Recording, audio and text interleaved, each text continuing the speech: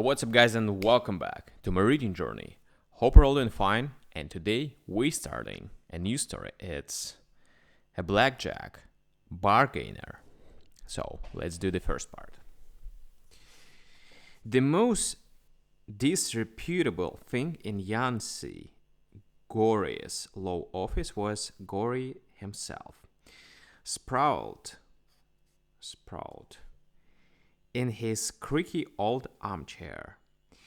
The rickety little office, built of red brick, was set flush with the street, the main street of the town of Bethel. Bethel rested upon the foothills of the Blue Ridge. Above it, the mountains were piled to the sky. Far below it, the tribute Catawba gleamed yellow along its disconsolate valley.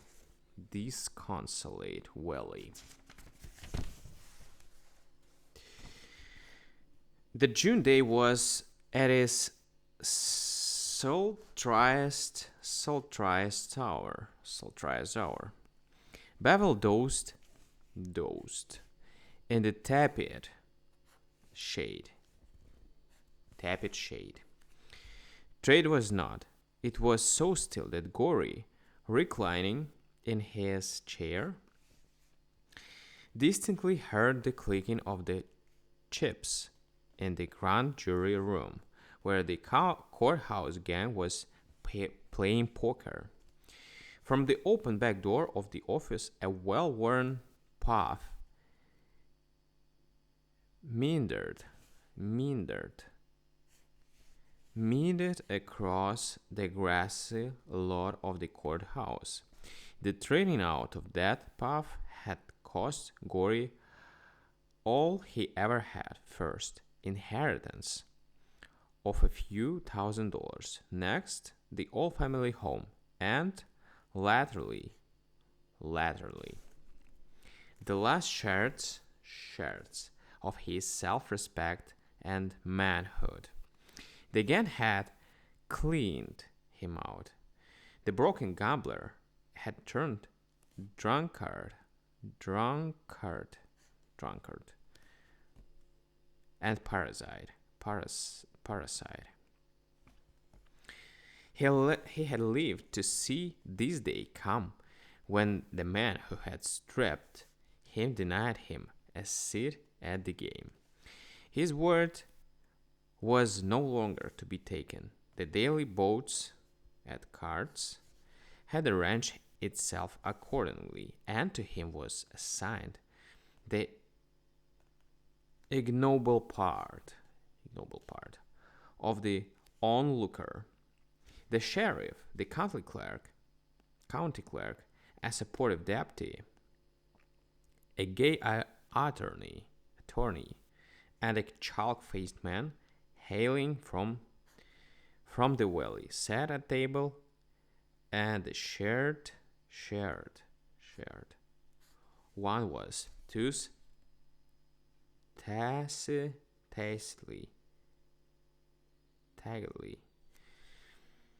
advised to go and grow more wool.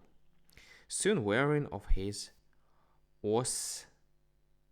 ostracism, Gore had departed for his office, muttering to himself as he unsteadily traversed the unlucky pathway. After a drink of corn whiskey from a demijohn under the table, he had flung himself into the chair, staring in a soft of maudlin apathy out at the mountains immersed in the summer haze. The little white patch he saw away up on the side of Blackjack was laurel the village near which he had been born and bred. Bred. Born and bred. There also was a birthplace, was the birthplace of the feud between the Gories and the Colterness. Now, no direct heir of the Gories survived except this plucked and sidebird of misfortune. To the Coltranes also, but one male supporter was left, Colonel Abner Coltrane, a man of substance and standing. A man of substance and standing, a member of the street legislature and a contemporary with Gory's father. The feud had been a typical one of the region. It had left a red record of hate, wrong, and slaughter. But Yanni Gory was not thinking of feuds. His befuddled brain was hopelessly attacking the problem of the future maintenance of himself and his favorite follies. Of late, old friends of the family had seen to it that he had whereof to eat and a place to sleep, but whiskey they would not buy for him, and he must have whiskey. His law business was extinct.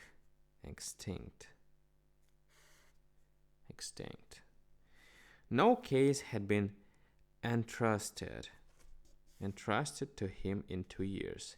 He had been a borrower and a sponge, and it seemed that if he fell no lower, it would be from lack of opportunity.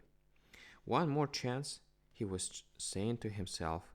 If he had one more stake at the game, he thought he could win, but he had nothing left to sell, and his credit was more than exhausted.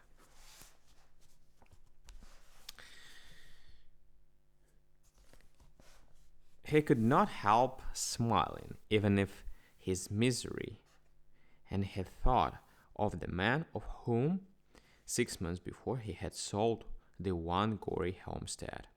There had come from Blackjack in the mountains 2 of the strangest creatures, a man named Pike Garvey and his wife, Blackjack. With a wave of his hand toward the hills, was understood among the mountaineers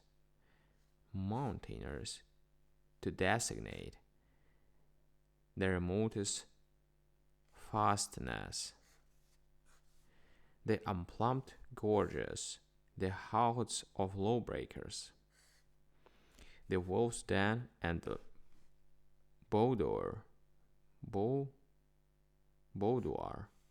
of the bear.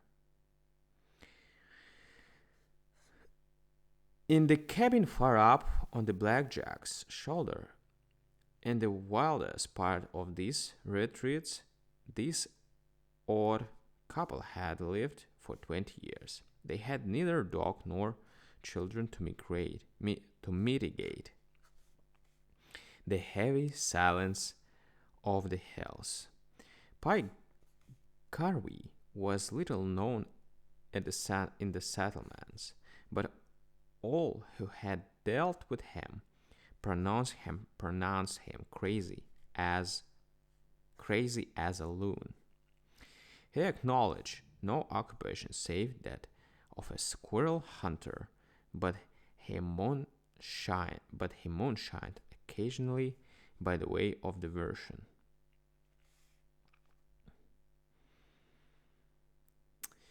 Once the revenues once the revenues had dragged him from his lair,